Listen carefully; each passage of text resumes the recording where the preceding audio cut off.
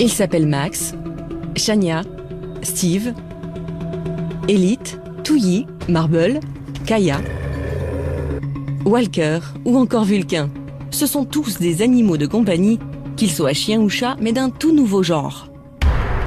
Ce sont en effet tous des animaux hybrides, à savoir issus d'un croisement entre un animal domestique et un animal sauvage. Créés aux États-Unis, ces nouvelles races canines et félines ont été sélectionnées afin d'obtenir des animaux au look le plus exotique et sauvage possible. Vous avez une espèce de fascination du sauvage. Là, on est dans le fantasme, là, on est dans le rêve. C'est un rêve qui n'est pas nouveau de l'homme, de pouvoir s'approprier le sauvage. Là, l'idée, justement, c'est d'essayer de profiter donc de croisements pour avoir les avantages du sauvage sans les inconvénients. C'est le look qui plaît aux gens. Souvent, c'est ce qu'on entend, quoi. Je veux une panthère. Pour répondre à cette envie de sauvage, des éleveurs américains sont parvenus dès les années 60 à faire s'accoupler des chats domestiques avec le chat léopard du Bengale, un petit félin nocturne et solitaire dont la population vit à l'état naturel entre l'Inde et la Corée du Nord, de préférence dans les forêts. La race ainsi créée a tout simplement été baptisée Bengale. Un peu plus tard, dans les années 90, d'autres éleveurs, toujours aux États-Unis, ont croisé des chats domestiques avec des servals africains, un félin de taille moyenne proche du caracal et du léopard, qui vit dans la savane entre l'Afrique subsaharienne et l'Afrique australe. En référence à cet habitat des grandes plaines, cette race a été baptisée Savannah. Cette recherche d'un look sauvage n'a pas épargné le monde canin. Pour obtenir des chiens d'un nouveau genre, les éleveurs ont croisé de véritables loups avec des chiens domestiques de type berger allemand ou husky pour donner naissance à des chiens loups, les wolf dogs américains.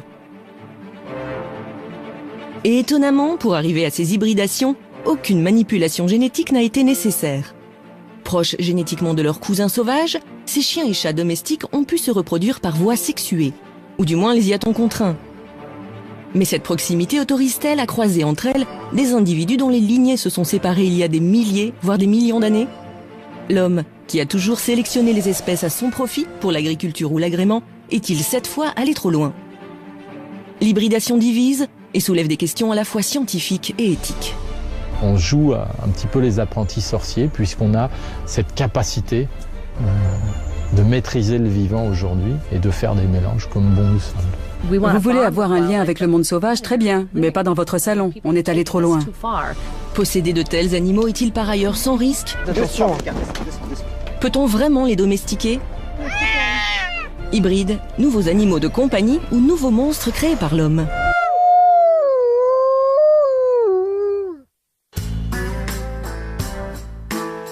Notre enquête commence aux États-Unis, là où les premiers chats hybrides ont vu le jour.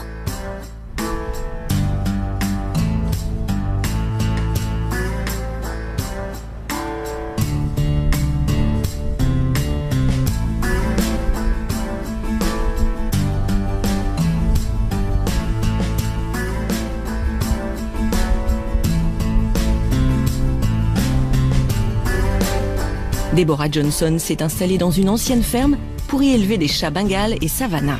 Un business dont elle tire l'essentiel de ses revenus, mais avant tout une passion. Deborah possède 15 chats qui l'occupent toute la journée.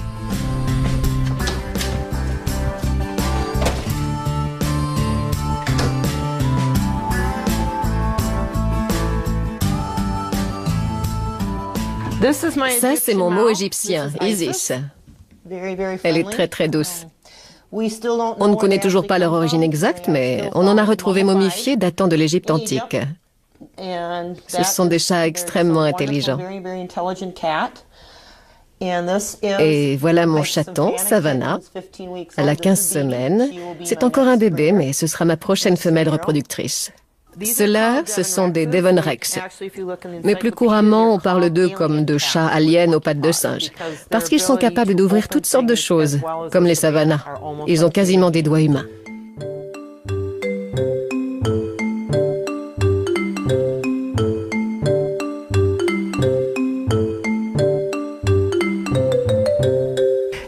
De ce côté-ci, je vais aller voir ce qu'ils font. Elle, c'est Souina, la sœur d'Isis, un mot égyptien de couleur bronze. Ici, vous avez Comail, le voilà. On le surnomme le roi Comail. C'est un Bengale à rosette. Vous verrez peut-être Max aussi. Je suis sûre qu'il se cache quelque part. Et je vais vous montrer mes bébés Bengales. Ils ont seulement 3 semaines. Je vais m'approcher tout doucement parce que je ne veux pas que leur mère sorte. Coucou les bébés. On les a appelés Miss Marble One et Miss Marble Two. Le père a du sang du chat léopard du Bengale, mais il est très doux. On le surnomme le clown. Il a une très grosse tête et une jolie robe tachetée. Voilà les bébés. Bonjour. Ce sont des bébés Bengales, des F3. La classification en F permet de déterminer la proximité des chats avec l'espèce sauvage d'origine. Un F1 est la première génération d'un croisement entre un félin sauvage et un chat domestique. Un animal F2 correspond à la seconde génération et ainsi de suite. Évidemment, plus on s'éloigne de l'animal sauvage originel, moins les traits physiques sauvages sont marqués et le prix varie en proportion. Plus les chats ont l'air sauvages car ils sont proches des félins, plus ils sont chers. Un Bengale de première génération atteint 4 500 €. Un chat de 5e génération coûtera seulement 1 500 €. Chez les Savannah, plus difficiles à hybrider, les prix peuvent grimper jusqu'à 25 000 € pour des chats de première génération.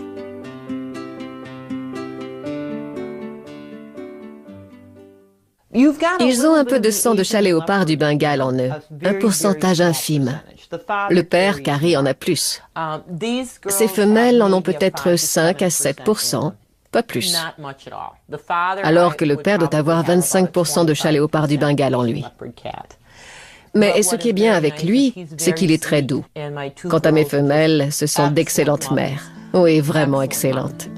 Marble One a donné naissance à 4 chatons. Une performance chez ces hybrides qui souffrent de nombreux problèmes reproductifs. Stérilité, naissance prématurée, portée d'un seul chaton, comme si la nature rappelait que ces croisements n'étaient pas tout à fait dans l'ordre des choses. Je m'en occupe tous les jours. Je les manipule tout le temps. Ils reconnaissent ma voix. Je trouve que c'est très important de les socialiser.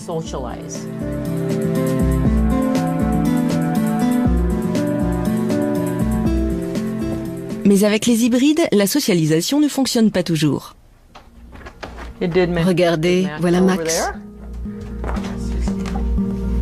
Avec un père serval et une mère chat domestique, Max est un parfait modèle de chat hybride de première génération. Un look et une démarche 100% sauvage, mais un caractère qui l'est tout autant. Impossible d'approcher cet animal pour le moins furtif et craintif. Tu es un bon chat.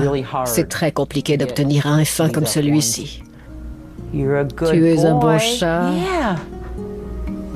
Oui, tu es beau. Il adore qu'on lui parle et il comprend quand on lui dit bon chat. Il vous observe.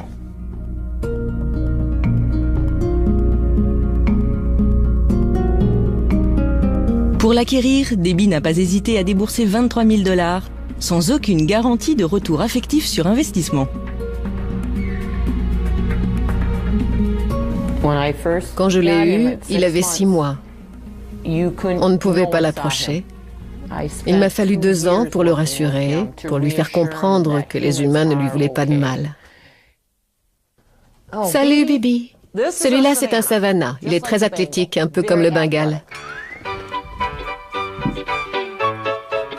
Si le contact est plus facile avec les générations postérieures, on reste loin du gros minou qui ronronne sur les genoux. Hyperactifs et insatiables, les Savannah sont les champions toutes catégories du saut en hauteur et autres performances acrobatiques. Une aptitude spécifique au cerval qui sont capables d'effectuer de spectaculaires bonds pour attraper leur proie.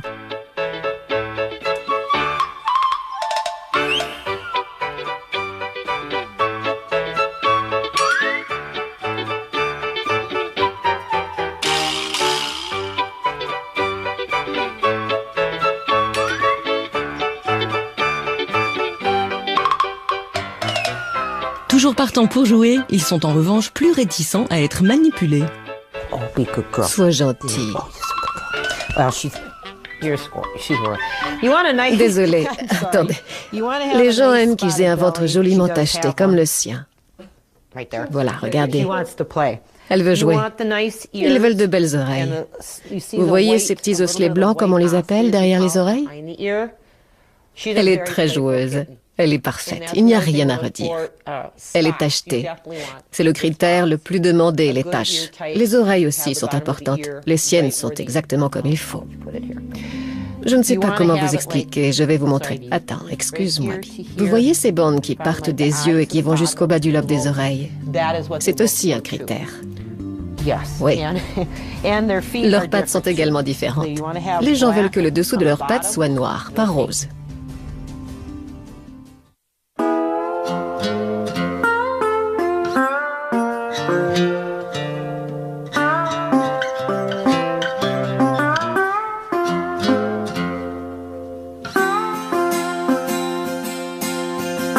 La passion de Deborah pour les félins n'a pas de limite. La législation étant très permissive dans le Wisconsin en matière de détention d'animaux sauvages, elle a pu acquérir un véritable serval africain.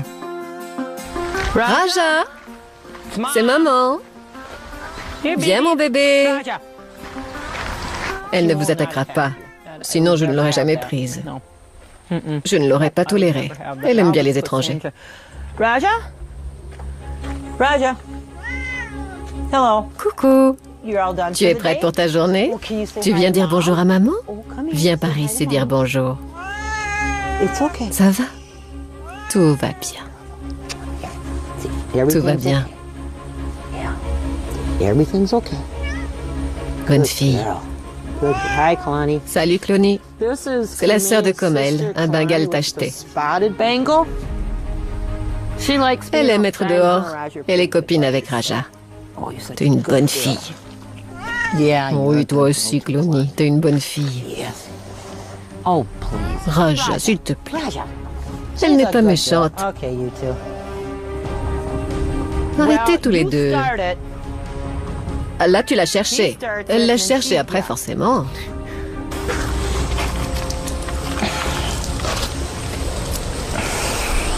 Raja. Raja, viens. Good girl. Bien, c'est bien. C'est la sœur de Comel, Clony. Voilà, je sais, elle t'embête. There you go. Okay. Très bien. Ils Il raffole des grandes prairies, des herbes hautes. Elle adore aller se dissimuler dans la broussaille près des marécages. De temps en temps, elle va tomber sur une grenouille. Ils chassent comme les chats domestiques. Les rongeurs, les grenouilles, les petits oiseaux. Ils aiment être au milieu des herbes hautes parce qu'ils peuvent s'y tapir s'ils sentent une menace. Même si Raja est attachée à sa maîtresse, elle demeure un animal sauvage. Une promenade, même en laisse, se transforme toujours en une partie de cache-cache où Raja disparaît dans les hautes herbes, laissant le soin à sa maîtresse de la retrouver. Where are you? Où es-tu?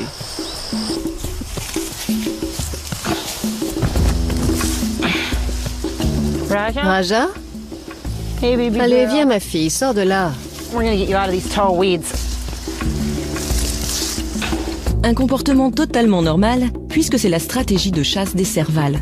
Ils se dissimulent dans la végétation pour tendre des pièges à leur proie. Leurs grandes oreilles fonctionnent alors comme une antenne parabolique pour localiser les rongeurs, tandis que leurs longues pattes permettent de bondir sur les proies ainsi repérées. She's watching. Elle nous observe. I can Je le sens. feel it. This is extraordinary. C'est extraordinairement rare d'avoir un animal pareil auprès de soi. She knows her name Elle reconnaît very très bien son nom, very, very mais well. elle reste un animal But sauvage. there still is that wildness in them. I think with Je the pense way que she si is je la this lâchais, morning, elle n'irait pas bien she loin. couldn't run that far. Mais je ne veux pas prendre de But I don't risques. wanna take a chance.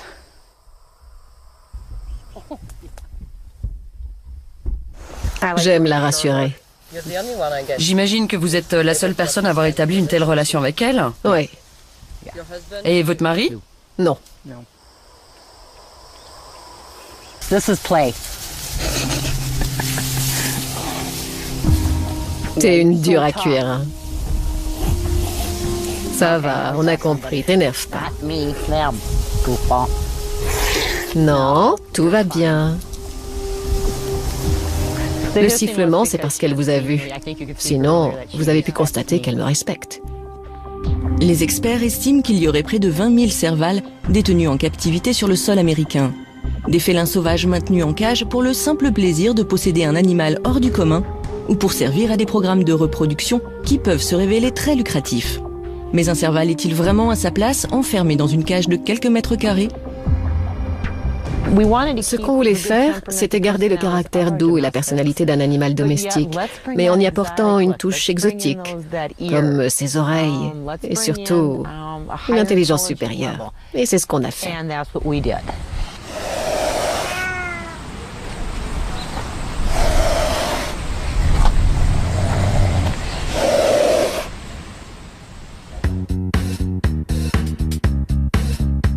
Cette mode des chats hybrides est en train de conquérir la France. Si les Savannahs sont encore peu répandus, les Bengales y sont eux bien implantés. Importé dans l'Hexagone dès 1989, le Bengale est une race reconnue par le LOF, le livre officiel des origines félines. Il serait environ 8000 aujourd'hui. Seuls cependant sont autorisés légalement les chats de 4e génération ou plus. Agnès Guéraud s'est tellement éprise de cette nouvelle race qu'elle s'est lancée dans l'élevage il y a 4 ans, en plus de son travail. Une passion qui lui demande un fort investissement en temps, mais aussi en argent. Car sa passion n'a pas de limite, elle est allée chercher ses chats dans les meilleures lignées à l'étranger et les a inscrits à des concours félins. Pour chacun de ces chats de compétition, elle débourse en moyenne 10 000 €. Alors, cette chatte s'appelle Nala, enfin son vrai nom c'est Legadema.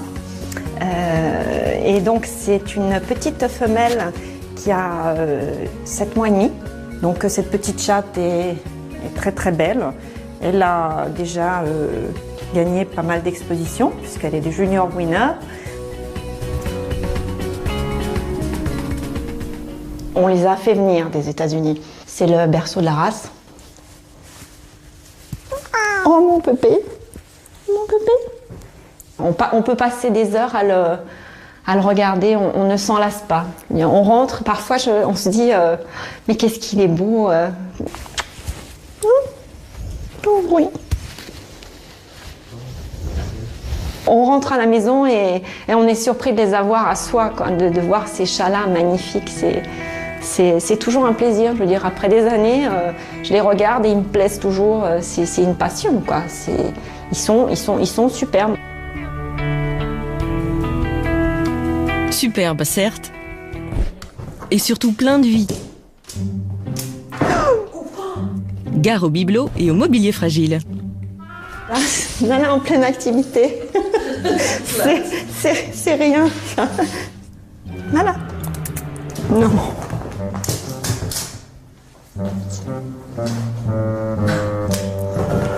Voilà, les loopings, c'est sa spécialité. C'est la fête aujourd'hui. Ouf. Donc, le canapé. Je préfère jouer que je l'attrape, hein, parce que ça... Pour Agnès, élever des Bengales est un hobby plus qu'un business. Son élevage lui coûte près de 11 000 € chaque année, entre nourriture et frais vétérinaires. Quant aux inscriptions aux concours internationaux, elles s'élèvent à plus de 10 000 € par chat. Même si elle vend les chatons entre 1 500 et 2 000 €, elle ne rentre pas dans ses frais. Rien que pour acquérir Chania, elle a déboursé 3 500 €. Elle a des comportements de félin, complètement. Elle, beaucoup plus que les autres. Là, c'est félin, là. Là, c'est... Chania. Oh là là, la tête sauvage. Quand elle se met en colère, quand elle se bagarre, c'est différent. Et les autres le sentent. Rivalité et marquage de territoire sont monnaie courante avec les Bengales, pour qui l'usage de la litière est loin d'aller de soi. Ah oui, c'est difficile, hein. Je pense qu'elle a fait pipi pendant que je parlais, donc je l'ai vu faire. Donc ça, c'est le problème. Il y a beaucoup d'odeurs ici, donc forcément, ils passent les uns les autres, ils marquent leur territoire.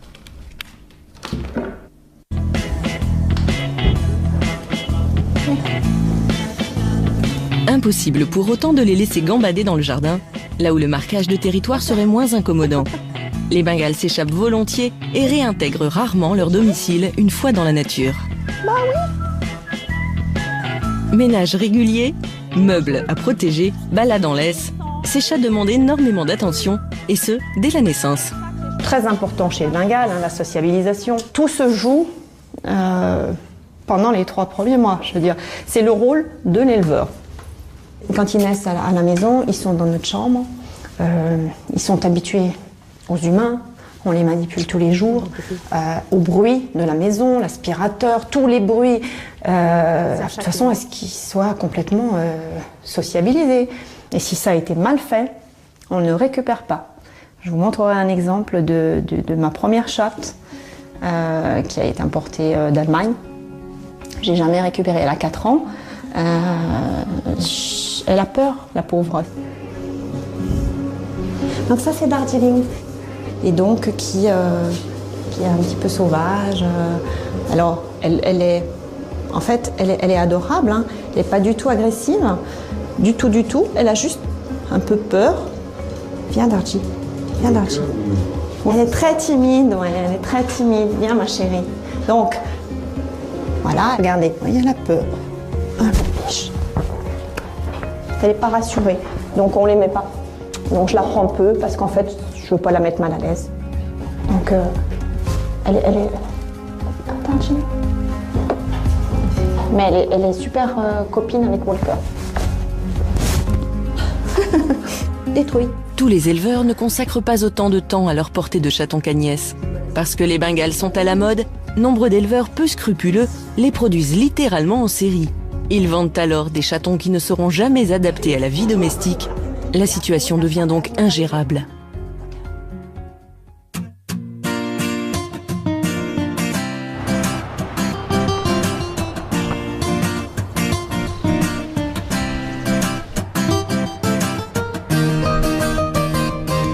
Aux États-Unis, où ces chats hybrides existent depuis plusieurs décennies, le problème a pris des proportions inquiétantes. Dans ce refuge pour félins, le Wildcat Sanctuary, accueillir ces chats abandonnés par leurs propriétaires est devenu un casse-tête quotidien. L'ambition de Tamitis, la fondatrice du refuge, était pourtant tout autre à la base. Elle souhaitait seulement recueillir les grands félins que leurs maîtres ne parvenaient plus à gérer ou à nourrir. Qu'il s'agisse de tigres, de cougars, de lynx ou de serval, animaux sauvages que n'importe qui ou presque peut détenir dans son jardin aux États-Unis. Mais depuis 9 ans, ce refuge voit affluer les chats hybrides. Aujourd'hui, le Wildcat Sanctuary compte 120 pensionnaires, dont 40 chats hybrides. La plupart des gens achètent des hybrides parce qu'ils les trouvent beaux, sans prendre en compte la personnalité, le tempérament de ces chats.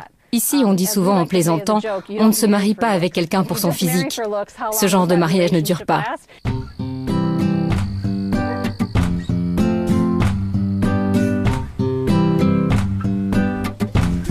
Alicia est l'une des soignantes.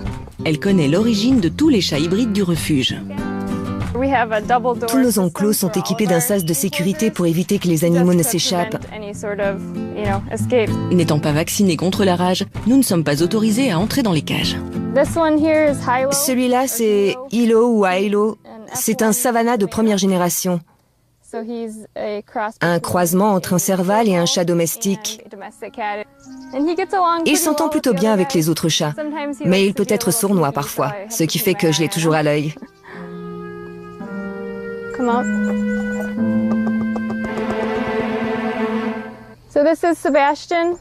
Lui, c'est Sébastien, un Bengale.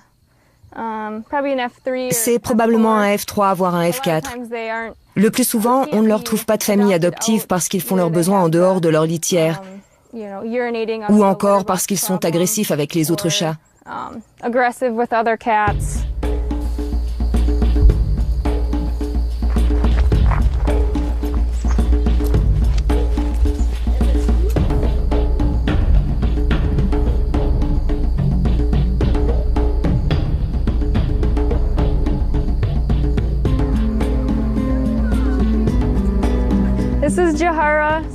Là, c'est Jera, c'est un serval.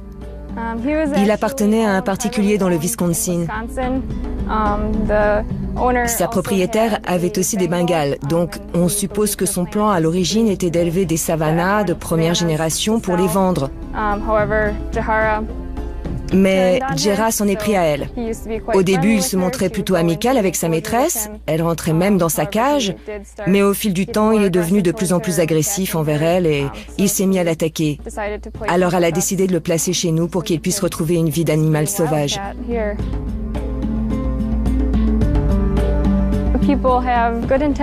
Au départ, les gens sont pleins de bonnes intentions. Ils aiment leurs animaux. Dans leur tête, ils sont convaincus de bien agir. Ils ont le sentiment d'être aimés de leur chat et pensent qu'il suffit de bien s'en occuper pour qu'un chat soit heureux. Ce n'est pas forcément le cas.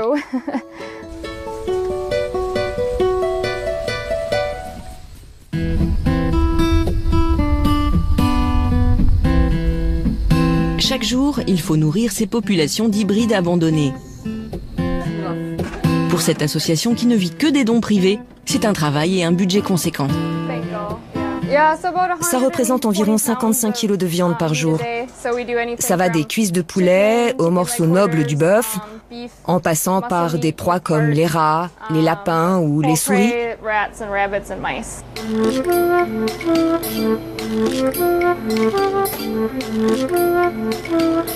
Ce seau, c'est pour les hybrides. Ils ont des gamelles individuelles ou pour deux. Comme ils ont tous un régime alimentaire spécifique, chaque matin, il faut préparer les différents menus de la journée. On va les nourrir? Ils nous attendent.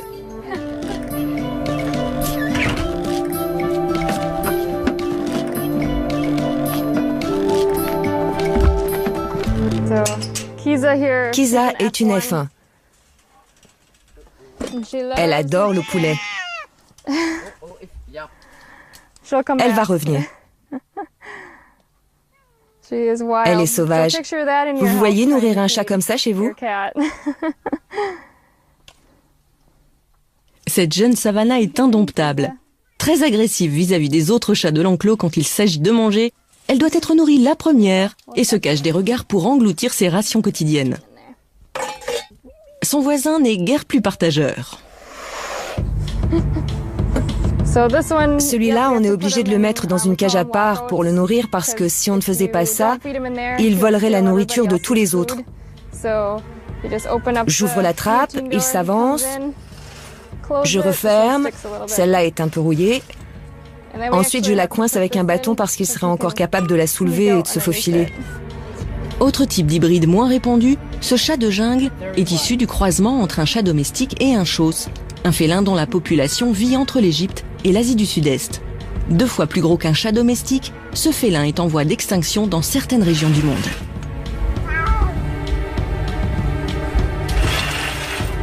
Cette agressivité peut se retourner contre les autres animaux de la maison, mais aussi les jeunes enfants. Les propriétaires de chats devenus ingérables n'ont alors que 2 solutions, l'euthanasie ou le placement en refuge. Il n'en existe malheureusement que 4 tels que le Wildcat Sanctuary pour l'ensemble des États-Unis. Et les demandes surpassent de très loin les capacités d'accueil. On reçoit environ 40 appels par mois de gens qui veulent se débarrasser de leur Bengale, avec toujours les mêmes récriminations.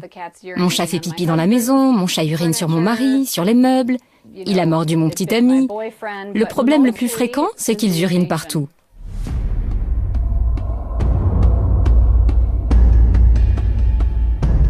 La solution, c'est d'arrêter de produire de nouveaux hybrides de chats sauvages.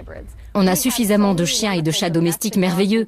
Pourquoi en créer de nouveaux si c'est pour leur réserver ce destin? Ne contribuez pas au problème en achetant votre animal chez un éleveur. Notre slogan, c'est adopter au lieu d'acheter.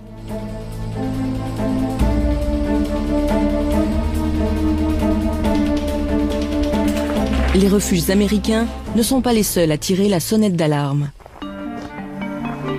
Le phénomène inquiète aussi les scientifiques, pour qui cette mode est une véritable aberration qui pourrait menacer à terme la survie des félins sauvages.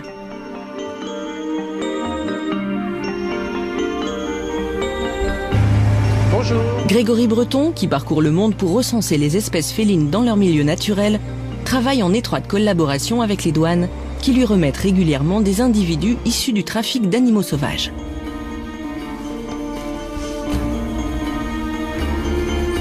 Des animaux commercialisés pour servir au programme de reproduction des chats hybrides. Alors actuellement ici dans notre parc, là, le parc des félins, on a 5 chats léopards du Bengale adultes et il y en a 3 qui sont ici saisis de douane ou qui ont été confiés parce que des éleveurs n'en voulaient plus.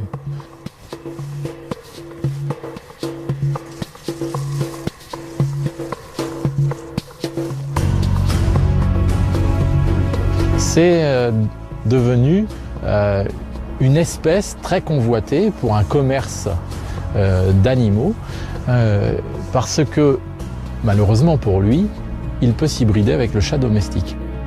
Reproduire un chat domestique avec un chat du Bengale, chat léopard du Bengale, j'insiste bien, l'espèce sauvage, c'est faisable d'un point de vue génétique.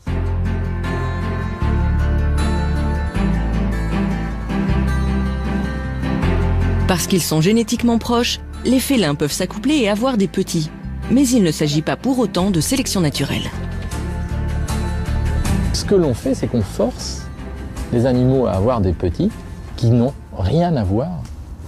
Donc il y a vraiment un problème éthique derrière cette folie de l'hybridation. Alors à l'état sauvage, ils ne s'hybrident pas, ils ne se rencontrent pas. Ou un chat léopard va tuer un chat domestique. Avec l'hybridation, l'homme provoque ainsi des mariages forcés matériellement impossibles dans la nature du fait de l'éloignement géographique des animaux.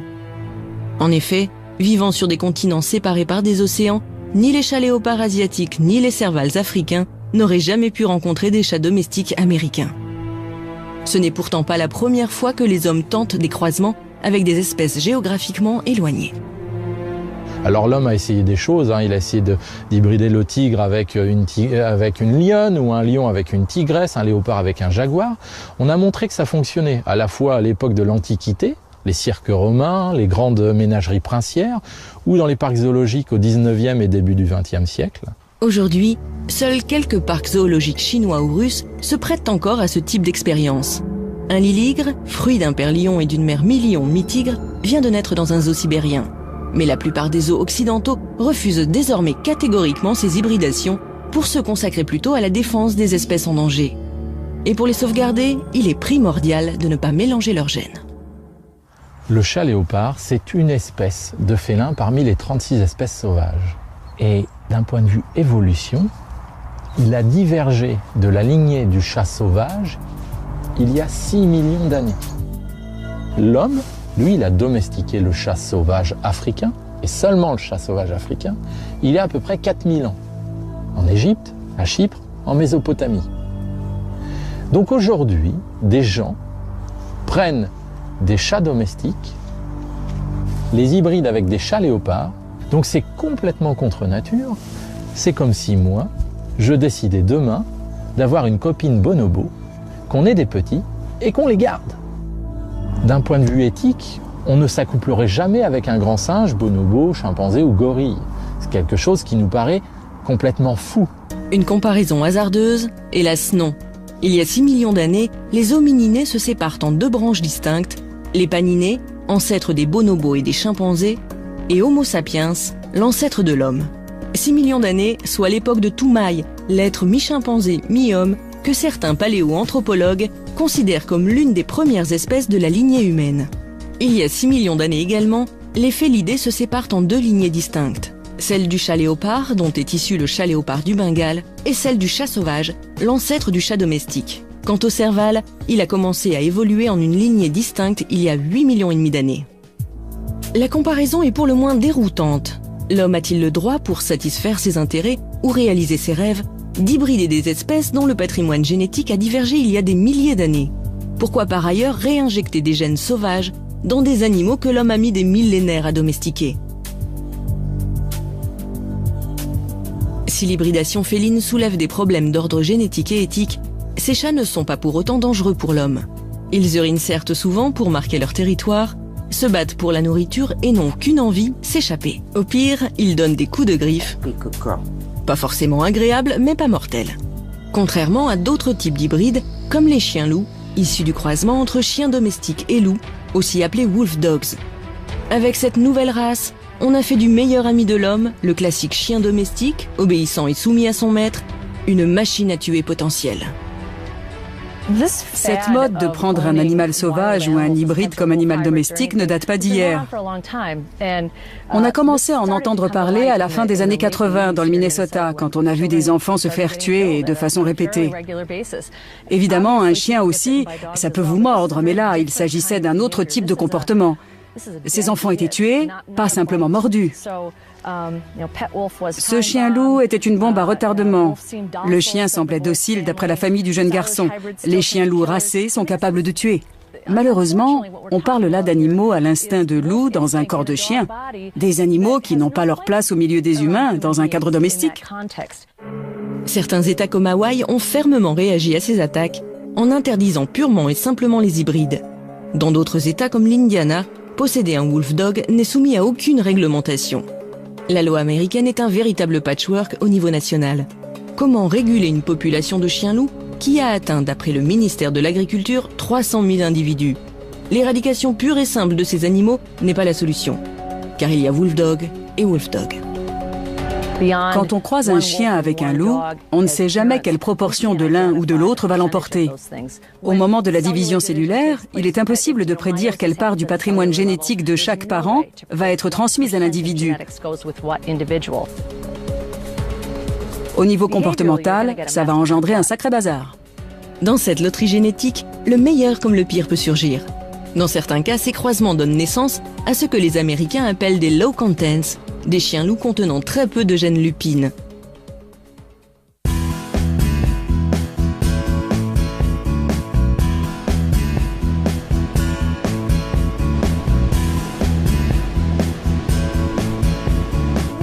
Les chiens-loups de Leslie sont emblématiques de ces low contents. Physiquement, ils sont proches des bergers allemands ou des huskies. De caractère, ils ont tout du bon toutou obéissant. Leslie emmène Steve, son jeune chien-loup de 4 mois, et Touyi, une femelle de 2 ans, en promenade. Viens là.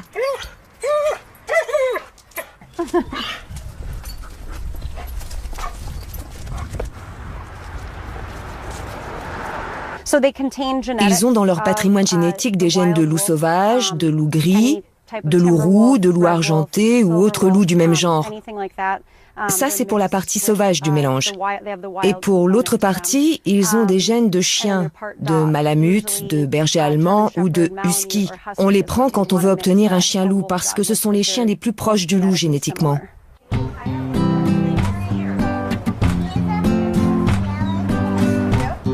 Ils vont revoir Kaya, une femelle que Teresa, une amie de Leslie, a adoptée. Elle, c'est Kaya. Coucou Kaya. Kaya faisait auparavant partie de la même meute. Les chiens-loups, même hybridés, ont conservé de leur ancêtre lupin en mémoire le sens de la hiérarchie. Et la hiérarchie, ça se respecte et ça ne s'oublie jamais. Elle s'en souvient. Salut ma belle. Elles se parlent. C'est pas nécessairement mauvais signe. En se parlant, elles retrouvent la place qu'elles avaient dans la hiérarchie. Face à Touyi, Kaya baisse la queue et les oreilles avant de se mettre sur le dos. Malgré sa stature plus imposante, Kaya montre ainsi qu'elle reconnaît la chef de meute. C'était la femelle de sa meute. C'est ce qu'elle est en train de signifier à Kaya. Que c'est elle la femelle dominante et Kaya l'accepte encore parce qu'elle est plus jeune.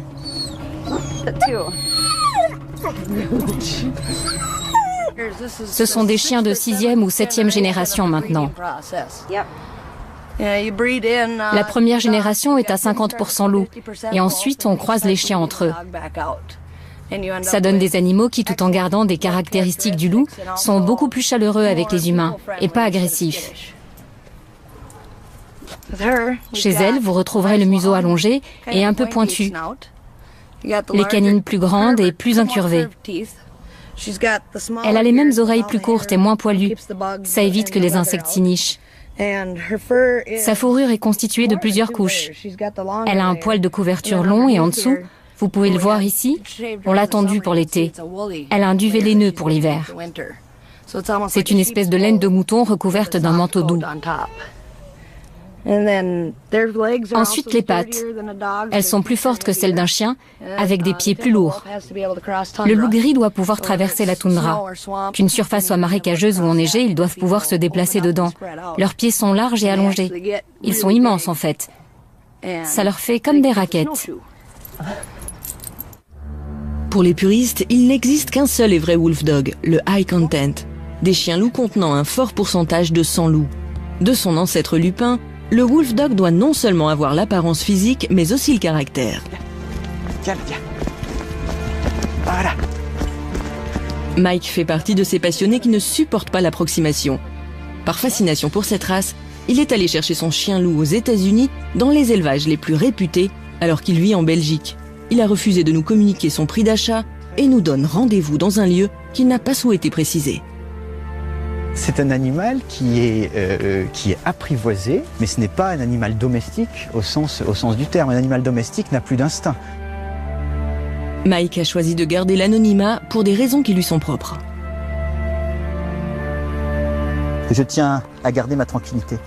Beaucoup de personnes de la communauté des Wolf Dogs sont extrêmement jalouses et je tiens à préserver absolument la sécurité et la tranquillité de Vulcain contre toutes ces personnes malveillantes. Recule, parce que si... Non. Là, il a vu la viande. On va couper. Allez, viens. Descends, c'est fini. Allez. Tu es allé chercher aux États-Unis. On peut un peu avoir... On va le faire descendre? Ouais. Viens, Vulcain. Allez, on y va. Tu veux que je le tienne? Attends, va doucement parce que... Ouais, tu le prends? Hop. Pour que Vulcain s'habitue progressivement à notre présence, nous commençons par une balade en forêt où le chien-loup se sent dans son élément. Il doit nous accepter comme faisant partie de la meute. Cédric, l'ami qui a aidé Mike à l'apprivoiser, est là pour nous décrypter son comportement et agir en fonction. En fait, c'est des animaux qui sont des véritables éponges. Ils vont refléter notre comportement. Si nous, on est amical avec vous, il va être amical ou neutre. Par contre, si on veut pas de vous, ça va être autre chose. La promenade est rythmée par les arrêts de Vulcain, dont les instincts de chasseur sont toujours à l'affût. Ah oui, là il y a des poules. Pour détourner son attention, une méthode radicale. Lui donner des morceaux de viande émiettés. Mike en a toujours plein les poches. Il faut récompenser Vulcain pour sa bonne conduite à cadence très régulière, environ toutes les 2 minutes. Mais parfois, la viande ne suffit pas à calmer les ardeurs du chien-loup, génétiquement programmé pour chasser. Vulcain, saute! Et laisse le chien, viens. Viens, tu restes. Viens, Vulcain, tu restes. Tu restes là. Allez, viens. Viens. Allez, viens. Viens, Vulcain, doucement. Allez, viens, doucement. Il est pas content, il aime pas beaucoup les chiens. Non, mais vous inquiétez pas, c'est pas sur vous. C'est le chien qui lui plaît pas, c'est tout. Allez, viens. Tu laisses le chien. Allez, on y va. Allez, Vulcain. Il y a des choses plus intéressantes à faire qu'à poursuivre un chien, franchement. Allez, viens. Et c'est un animal qui est très joueur aussi. Donc, la personne qui désire un Wolf Dog, faut qu'elle se dise que pas de vie d'appartement, à pas bouger. Et par contre, si la personne aime sortir, aime bouger, tout ça, alors là, c'est le paradis parce que c'est un animal, on peut l'emmener partout, on peut faire par tous les temps, neige, froid, tout ça. À moins 15, vous le sortez sans problème. Hein. Et plus vous le sortez, plus vous êtes reconnaissant, plus les relations s'améliorent. On remonte? Allez, hop là. Mike avoue parcourir jusqu'à 15 km par jour avec Vulcain pour qu'il se défoule. Au programme, jeu de balle.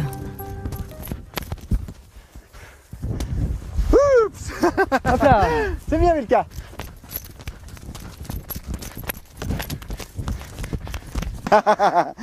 Oh, Vulcain, hop là. Oh, ça s'est détaché, un morceau. Wolf Dog destructeur. Allez, viens, on y va. Viens. Mais aussi baignade dans une eau automnale un peu frisquette.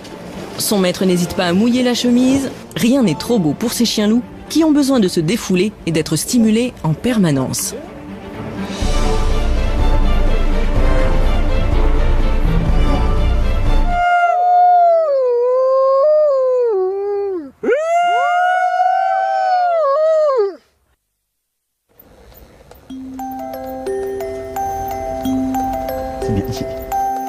L'exercice se complique quand Mike décide de poursuivre la promenade en ville, un milieu plutôt hostile pour Vulcain.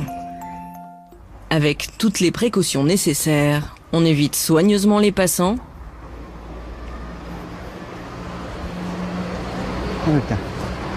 Et le moindre bruit peut être source de stress. Doucement, n'aie pas peur. Viens. Viens. Attends, viens. Viens. Voilà. Regarde. Vraiment, je suis fier de toi, tu sais. Je suis très fier de toi. Les wolf dogs ont hérité de leur ancêtre loup cette capacité à entendre des sons à une fréquence beaucoup plus élevée que la nôtre. 40 kHz contre 20 seulement chez l'homme. De fait, la moindre pétarade de moto retentit en eux comme une déflagration. Doucement, Vulcain, n'aie pas peur. Attends, tiens. Gaffe, il a peur des motos. Prends le verre, il a peur. Doucement, Vulcain. Doucement. C'est rien. C'est fini, c'est fini, c'est rien. C'est rien. Tiens, Vulcain, viens. Tu restes avec moi? Viens, Vulcain, viens. Voilà. Ah oui, il va être beaucoup plus, vous allez voir les yeux qui vont tac, mouvement. Rentre dans la voiture. Sinon on a marre. Voilà, il va être en plus grande recherche. Ces chiens sont-ils donc vraiment capables de vivre auprès des hommes?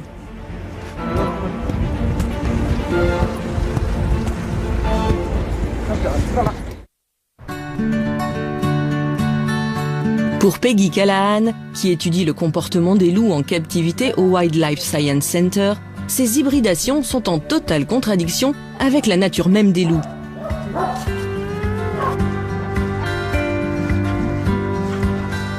Car entre chien et loup, c'est loin d'être l'amour fou. Le comportement naturel du chien consiste à nous défendre. C'est pour ça qu'on les a dressés historiquement, pour nous protéger des loups. Mais cette clôture modifie le comportement des chiens. Enlevez-la et les chiens auront vite fait de partir. Là, ils parlent, ils discutent.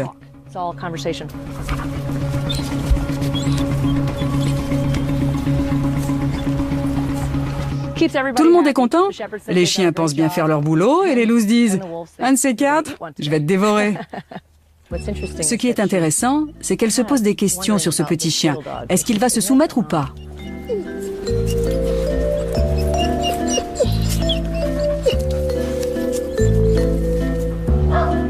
Alors forcément, quand on croise ses frères ennemis, le cocktail est détonnant.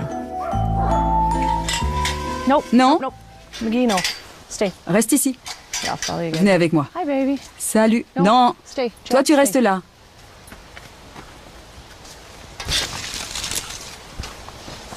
Buddy.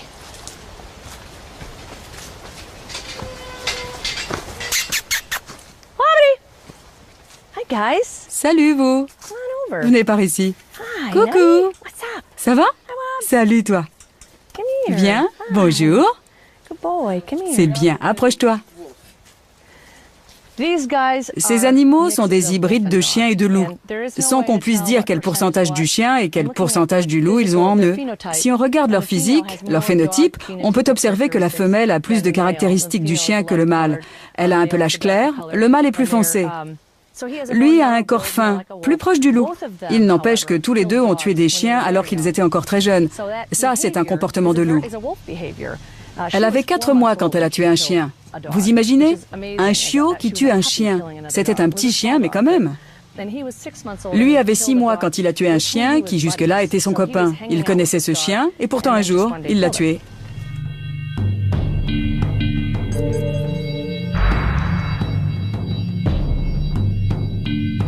En grandissant, les loups attaquent d'autres membres de la meute ou d'autres loups.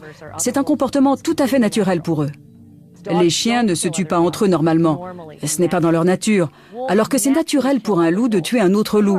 On est en train de mélanger 2 espèces qui ont été séparées il y a 20 ou 40 000 ans. Il n'y a pas encore de consensus scientifique sur le moment où la domestication est intervenue. Nous sélectionnons un chien pour qu'il ne s'attaque pas aux humains ou aux autres chiens. La nature a sélectionné le loup pour qu'il s'en prenne aux autres loups. C'est là que ça coince. Ne restez pas devant la porte, s'il vous plaît. Salut mon beau. Allez, viens, approche-toi. Je décrypte leur comportement quand ils m'approchent. Là, il est totalement soumis. Mais ça peut changer très vite. Il a peur, il s'éloigne. C'est un comportement classique. Coucou. T'es un drôle de bonhomme, toi. Il ne faut pas espérer établir avec eux le type de relation qu'on peut développer avec un chien année après année.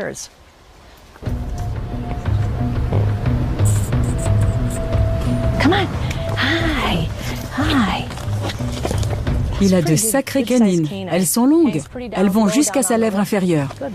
C'est bien. Elle est extrêmement agressive, pas avec les gens, mais avec les autres animaux. C'est dans son tempérament.